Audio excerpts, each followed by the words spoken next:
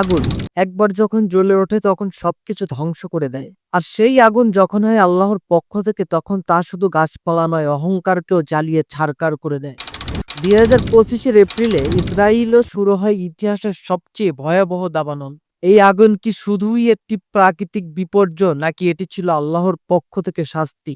আজকের ভিডিওতে আমরা জানবো এই আগুনের পেছনের বাস্তবতা, নৈপথ্য, রাজনীতি ও ধর্মীয় প্রেক্ষাপট এবং ইসলামী দৃষ্টিকোণ থেকে এর মানে। জেরুজালেম অঞ্চলে 30শে এপ্রিল শুরু হয় আগুন। মাত্র কয়েক ঘন্টার মধ্যে 20,000 দুনামের বেশি এলাকা পুড়ে যায়। বহু বসতি ও বনভূমি পুড়ে ছাই হয়ে যায়। হাজার হাজার মানুষ তাদের বাড়ি ছেড়ে পালিয়ে যায়। ইসরায়েল সরকার এটিকে জাতীয় জরুরি অবস্থা ঘোষণা করে। ইতালি, ফ্রান্স, স্পেন সহ একাধিক দেশ সাহায্য পাঠায়। কিন্তু এমন আগুন হঠাৎ কেন লাগলো? ইসরায়েল সরকার বলছে গরম আর বাতাসের কারণে আগুন লেগেছে। কিন্তু কিছু কিছু তদন্তে এমনও উঠে এসেছে যে এই আগুন নাকি ইচ্ছাকৃতভাবে লাগানো হয়েছে। ইসরায়েলের অভ্যন্তরীণ সংস্থা এই সন্দেহ করেছে। তাদের মতে কেউ পরিকল্পিতভাবে এই আগুন ধরিয়েছে। এই সন্দেহে কিছু লোককে গ্রেফতারও করা হয়েছে। তাহলে কারা লাগালো এই আগুন, কেনই বা লাগালো, আর আল্লাহ কেন এমন সময় এই আগুনের অনুমতি দিলেন? ইসরায়েল দিনের পর দিন ফিলিস্তিনে রক্ত ঝরিয়ে চলেছে। শিশু, নারী, বৃদ্ধ কে নিরাপদ নয়। বোমা পড়ছে স্কুলে, মসজিদে, হাসপাতালে। গাজার বাতাসে এখনো বারুদের গন্ধ। এইসব অন্যায় কি আল্লাহর দৃষ্টিতে পড়ে না? তিনি ন্যায় বিচারক। তার বিচার শুরু হতে পারে এমন আগুন দিয়েই। আল্লাহ যখন রুষ্ট হন তখন আযাব আসে। আদ, সামুদ, লূতের জাতি, তাদের ধ্বংস হয়েছে অন্যায়ে।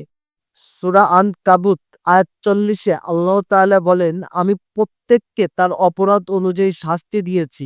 ইসরায়েল কি সেই পথেই হাঁটছে না? অহংকার, দমন আর দম্ভের ফলাফল সবসময়ই ভয়ানক। এই আগুন আমাদের জন্য একটি সতর্কবার্তা। আমরা কি ফিলিস্তিনের জন্য দোয়া করি, সাহায্য করি, নিজেদের গুনাহ থেকে ফিরে এসেছি? হাদিসে আছে গুনাহ ও অন্যায় মেনে নিলে আল্লাহ পুরো জাতিকে আযাব দেন। আজ ইসরায়েলে, কাল হয়তো অন্য কোথাও। অনেকে বলছেন এটি একটি পরীক্ষা। হ্যাঁ, আল্লাহ পরীক্ষা করেন, কিন্তু এই আগুনের ধরন অনেকটাই শাস্তির ইঙ্গিত দেয়। জুলুমের উপর দাঁড়ানো কোনো জাতিকে আল্লাহ বারবার সুযোগ দেন না, তবে আমাদের জন্য এটি আত্মসমালোচনার সময়। জুলুম দেখেও চুপ থাকা জুলুমে অংশীদার হওয়া।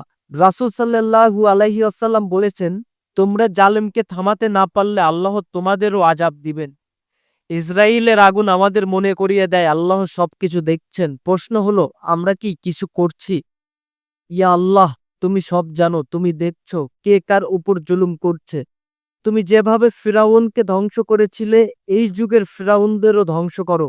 আমাদের অন্তর নরম করে দাও, আমাদের তাওবা কবুল করো, আর আমাদের ভাই বোনদের পাশে দাঁড়ানোর তৌফিক দাও। ইয়া আল্লাহ, তুমি দুনিয়াতেও ইনসাফ করো, আখিরাতেও। আমিন। আল্লাহর আযাব থেকে বাঁচতে হলে নিজের আমল ঠিক করতে হবে। দয়া করে এই ভিডিওটি শেয়ার করুন, যেন সবাই চোখ খুলে দেখে আল্লাহ কতটা শক্তিশালী। সবাই ভালো থাকবেন, সুস্থ থাকবেন। দেখা হবে নেক্সট কোনো ভিডিওতে।